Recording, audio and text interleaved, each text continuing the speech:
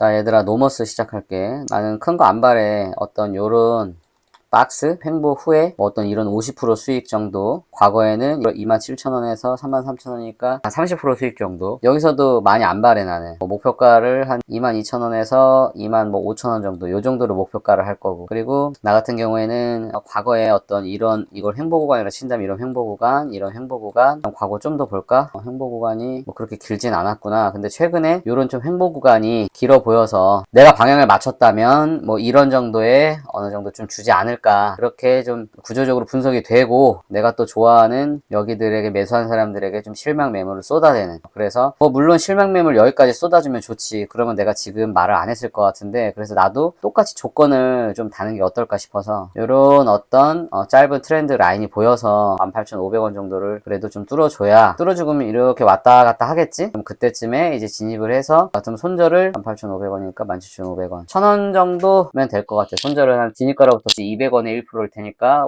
5, 6% 정도 그렇게 생각을 하면 될 것 같고, 요거를 한 18,500원 정도 왔을 때 그때 상황 보고, 대신에 내가 이제 재수가 없으려면 18,500원을 잠깐 스치고 바로 그냥 장대 양봉 나오면은 아예 잡지를, 그때는 돌파 주문을 걸어놔야지 잡히겠지만, 그래서 지금 노머스는 그렇게 분석을 하고 있고, 내가 이걸 관심 종목에 넣어두고 다시 한번 내가 뭐 업로드를 하든지 그렇게 해야 될 것 같아. 그래서 노머스 한번 좀 말을 해봤고, 두 번째로 영원무역, 이것도 그런 거지. 뭐 내가 좀 보고 있는 어떤 이런 횡보 구간, 약간 우하향일 수 있어. 뭐 이런 어떤 우하향이든 우상향이든 아니면 바로 그냥 평행이든 횡보 구간, 최근에 이 어떤 횡보 구간이 눈에 걸려서 내가 좀 한번 말을 해보고, 가장 중요한 건 횡보 구간만 눈에 걸리면 되는 게 아니라 실제로 이런 좀 추세가 나와줘야 되는 거잖아, 그지? 이런 거야. 내가 중간에 얘기했지만 통합 시세를 해가지고 이런 허수 주문이나 잠깐의 소수 몇몇 계약건 때문에 차트가 완전 일그러져 보이지. 내가 흥분했던 개미알기가 또 나왔잖아. 근데 이걸 KRX 시세로 하면은 이렇게 정상적인, 좀 전에 그건 좀 차트가 많이 왜곡된 차트이고, 그래서 영원무역 같은 경우에는 여기를 이렇게 해가지고, 이건 오히려 돌파 시점을, 그러니까 나 같은 경우에는 86,800원 보면은 손절은 한 5,000원 정도 잡고, 5,000원이면은 한 6% 정도 되네. 그래도 목표가는 이 이상은 여기까지는 최소 잡아야 될 것 같아. 그럼 손절이 얼추 1, 2, 한 1대3, 뭐 그렇게 손익비가 크진 않네. 아무튼 뭐 요 정도 가격이 왔을 때 나는 매수를, 나 같으면은 좀 이렇게 여기까지 갈 수 있지 않을까, 이런 생각을 해. 거기가 체결이 되면 손절은 82,000원 깨졌을 때 좀 던져야 될 것 같고, 그래서